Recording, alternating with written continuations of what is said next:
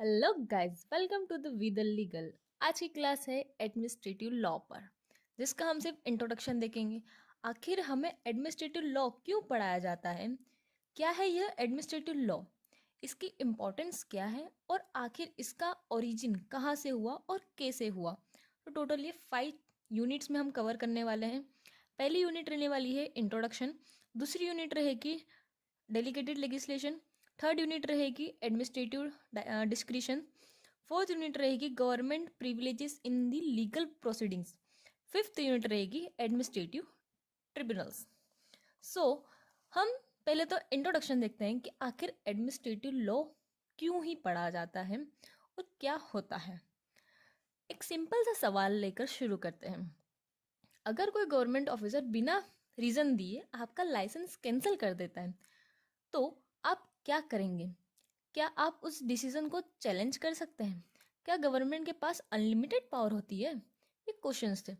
तो इन्हीं सवालों का जवाब के लिए हमें एडमिनिस्ट्रेटिव लॉ सब्जेक्ट देते हैं, जो कि हमें एडमिनिस्ट्रेटिव लॉ पढ़ना पड़ता है और इन सवालों का आंसर जानना पड़ता है।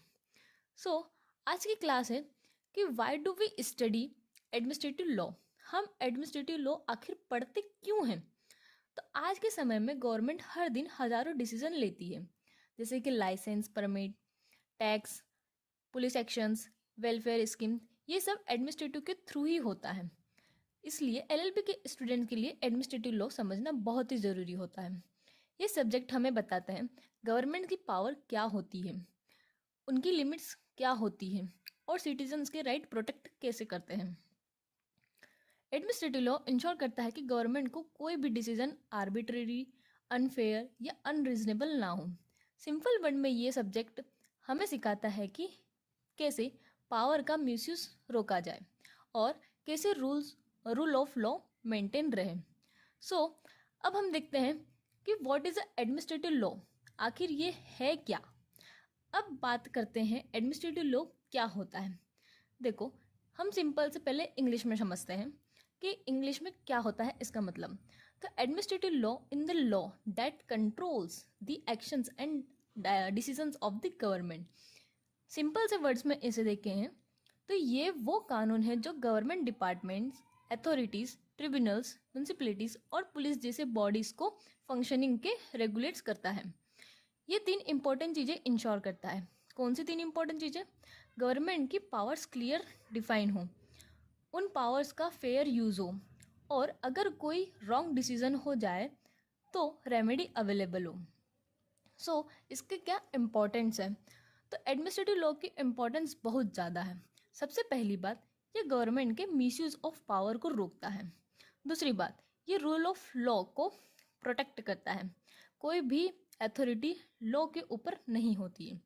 तीसरी बात, ये डिस्क्रिशनरी पावर्स को कंट्रोल करता है ताकि ऑफिसर अपनी मर्जी से अनफेयर डिसीजन ना ले सके। फोर्थ बात है, ट्रिब्यूनल्स के थ्रू स्पीडी एंड ये स्पेशलाइज्ड जस्टिस मिलता है। और सबसे इंटरेस्टिंग बात है कि ये सब्जेक्ट हम रोज की लाइफ में फील करते हैं। RTO, municipalities, police, electricity board, ये सब एडमिनिस्ट्रेटिव लॉ के अंदर ही आते हैं। सो इसका ओरिजिन एंड द इवोल्यूशन, जो कि हमारा फोर्थ है यहाँ पे। अब ये थोड़ा सा इसके ओरिजिन्स को समझ लेते हैं। एडमिनिस्ट्रेटिव लॉ के डिपार्टमेंट मेनली 3 कंट्रीज से हुआ है। सॉरी, एडमिनिस्ट्रेटिव लॉ का डेवलपमेंट मेनली 3 कंट्रीज से हुआ है। पहली इंग्लैंड, फ्रांस और इंडिया।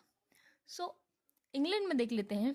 यहाँ जो एवी डाइसी ने रूल ऑफ लॉ का कॉन्सेप्ट दिया है, जिसमें कहा गया है कि everyone is equal before the law, even the government, मतलब गवर्नमेंट भी लॉ के इसमें बराबर है।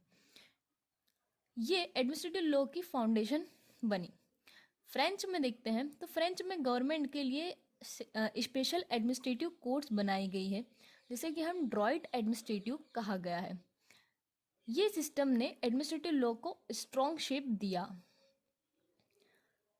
फिर आता है इंडिया। तो इंडिया में ये कॉन्सेप्ट ब्रिटिश रूल के टाइम आया था। इंडिपेंडेंस के बाद गवर्नमेंट का रोल बढ़ गया था। वेलफेयर स्टेट को आइडिया आया और ट्रिब्यूनल्स, कमीशंस और रेगुलेटरी अथॉरिटीज क्रिएट हुई। इसी वजह से एडमिनिस्ट्रेटिव लॉ आज इस इसेंशियल एलएलबी एक इसेंशियल एलएलबी सब्जेक्ट है।